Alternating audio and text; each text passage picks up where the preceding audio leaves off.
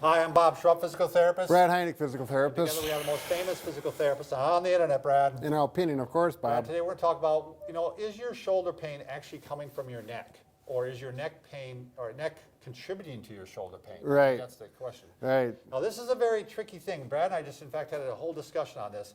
And it's very hard to tell sometimes whether or not it is contributing. Right. So we're going to go over some general rules that are not concrete, and this is why therapists and doctors and chiropractors, we practice things because it's not a cookie cutter thing. But we're going to give you some good general rules, and then the first one is, Bob? Well, I think at the end of it, we're going to show you tests that you do on the neck to see if it contributes to the shoulder pain. That's probably the best thing you can do.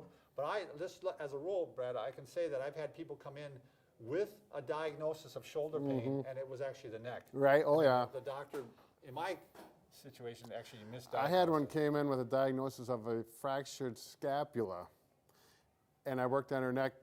Pain went away in 2 visits. Oh, really? Yeah. Wow. Okay, so let's first start off.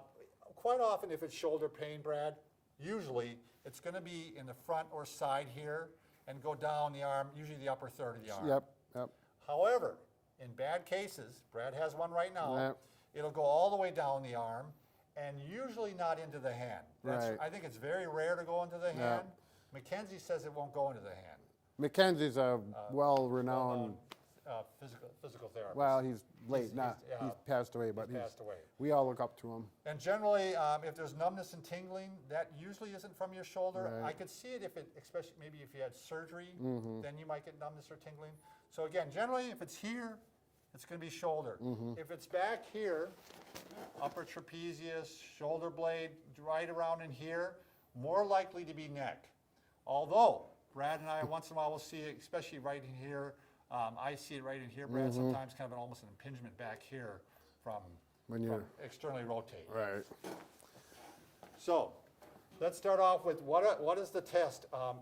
Basically, you're looking at pain behavior here.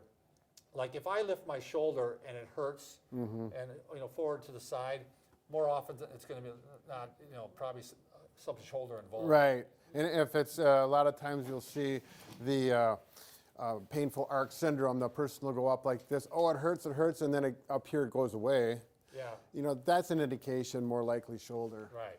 All right, but these are the ones that you're going to want to do. These are the tests you're going to want to try. So you're going to get into a chair with good posture. And the first one you're going to do is you're going to be moving your neck, and you're going to see if it affects the pain in your shoulder. Does it make it worse? Does it maybe make it even better? Right. That's a sign then that your neck is probably involved. All right, the first one you're going to do is what we call retraction, where you actually bring your chin in back like this. Yeah, like that. Like Brad said, someone's throwing a pie in your face and you're bringing it back. Retract and then extend. Now, I find that people that have pain back in here, and I'll do this, retraction sometimes will hurt, but if that doesn't, and full extension, they get so far, and they don't even get that far, and they start getting pain here, or the pain radiates farther down the arm. I'm thinking this is really certain it's a neck problem, not a shoulder problem. Yeah, quite often what we see, Brad, like you just mentioned, is that they do this one, and they can only go this far. Yeah. They can't even move it. Yeah. And that's already starting some pain there. That's a pretty good sign, because that means they need to work on that, actually. Yeah. All right, so you've checked that, and if that didn't have any effect, then you want to go ahead and check rotation. So you're going to go ahead and turn your neck one way. Does it affect the pain? Turn it the other way. 1 to 2 seconds, 1, 2, 1001, 1002, 1001, 1002. And I want you to do it 10 times in each direction, by the way. So 10 of these retractions and extensions, 10 of these.